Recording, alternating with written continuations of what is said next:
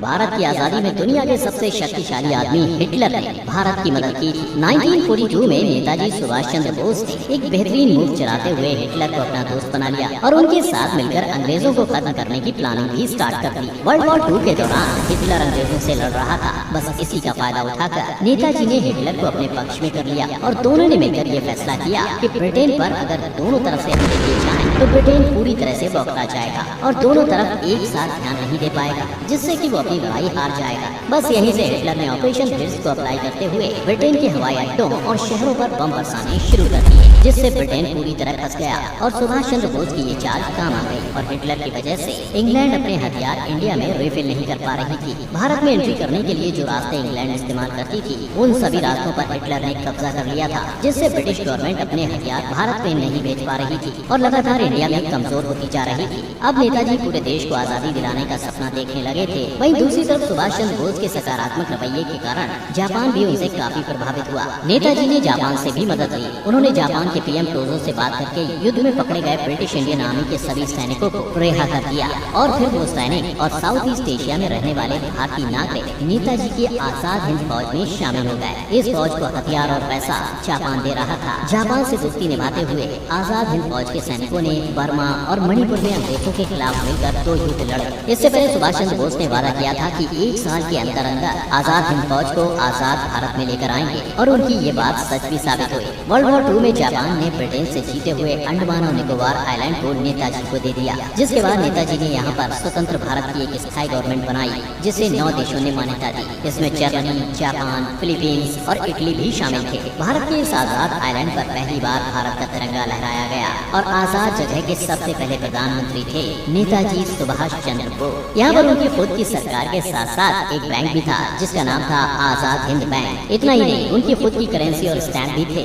ये बात आग की तरह इतनी तेजी से फैल चुकी थी कि सभी लोग आजाद हिंद का एक पार्ट बनना चाहते थे। सुभाष चंद्र बोस का मानना था कि आजादी के लिए सिर्फ अहिंसा नहीं काम करेगी और इस बात को ध्यान में रखते हुए उन्होंने सभी फ्रीडम फाइटर को एकजुट करना शुरू कर दिया। उनका ये मूव बेहतरीन तरीके से काम भी कर गया। नेताजी 1945 में ब्रिटिश सरकार पर हमला करने ही वाले थे कि ठीक उसके अगली सुबह अखबार में खबर छपी, जर्मनी का लीडर हिटलर मारा जा चुका है। इसी साल अमेरिका में जापान के नागासाकी और हिरोशिमा पर अटैक करके उसे नक्शे से ही लगभग खत्म कर दिया गया, जिससे जापान की इकोनॉमी और फाइनेंशियल कंडीशन एकदम खत्म हो गई। जिसके बाद इंडिया को सपोर्ट करने वाले सबसे बड़े टर्निंग पॉइंट अब इंडिया के साथ नहीं थे। सुभाष चंद्र बोस के लिए कंडीशन एकदम बदल चुकी थी और उनकी आजाद हिंद फौज ने समर्पण भी कर दिया था, जिसके बाद उन सभी सैनिकों पर लाल किले में मुकदमा चलाया गया और उसी दौरान 18 अगस्त 1945 नेताजी की मिस्टीरियस प्लेन क्रैश में मौत हो गई, जिसकी वजह से उनका यह सपना अधूरा ही रह गया। लेकिन आजादी को इतना करीब देखकर फिर से दूर जाते हुए देखकर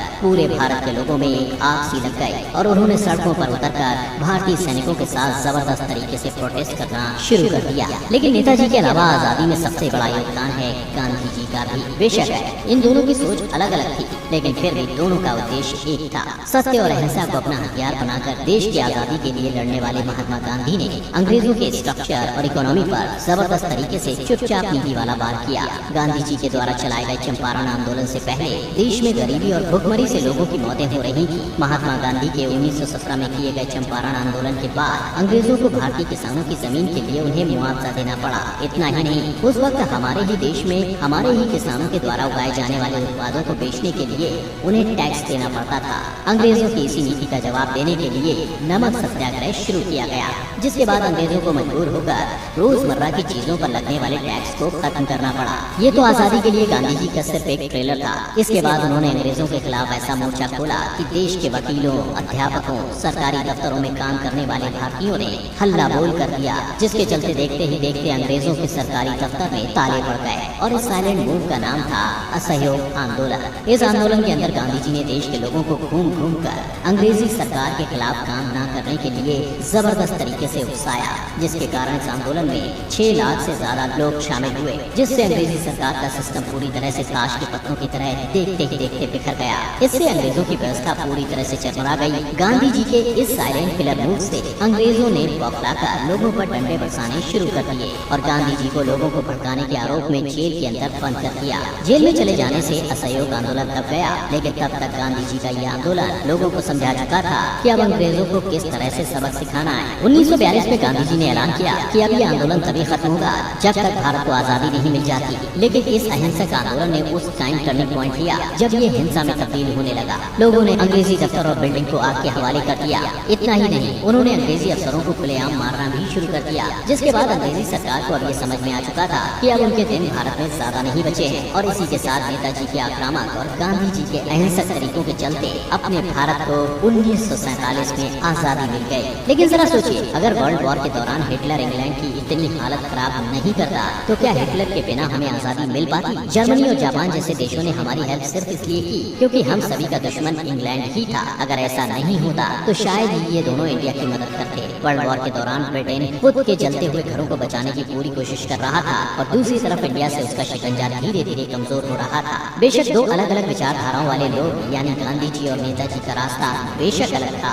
लेकिन उनके साथ साथ देश का हर नागरिक आजादी की सांस लेने के लिए सड़कों पर उतरने के लिए एकदम तैयार था। और लोगों के इसी आजादी के जुनून ने अंग्रेजी हुकूमत की पैंट गीली कर दी थी। वर्ल्ड वॉर 2 का होना इंडिया के लिए मजबूत पक्ष साबित हुआ क्योंकि सिर्फ 5600 लोगों की आजाद हिंद फौज ब्रिटिश सेना के सामने कहीं नहीं टिकती, क्योंकि उस समय ब्रिटिश सेना के पास आधुनिक टेक्नोलॉजी के हथियार थे और अगर वे उनसे लड़ते भी तो अंग्रेज उनके साथ ठीक वैसा ही करते जैसा कि वो 200 सालों से करते हुए आ रहे थे, जिसके कारण भारत को आजादी मिलने में शायद थोड़ा और ज्यादा टाइम लगता। और इन्हीं सब कारणों की वजह से इंडिया फाइनली आजाद हुआ। लेकिन अब आपको क्या लगता है, आजादी के लिए भारत में किसका योगदान सबसे ज्यादा रहा? आप हमें कमेंट करके जरूर बताएं और इसी आजादी के जश्न में कमेंट में आई लव माई इंडिया जरूर लिखिएगा।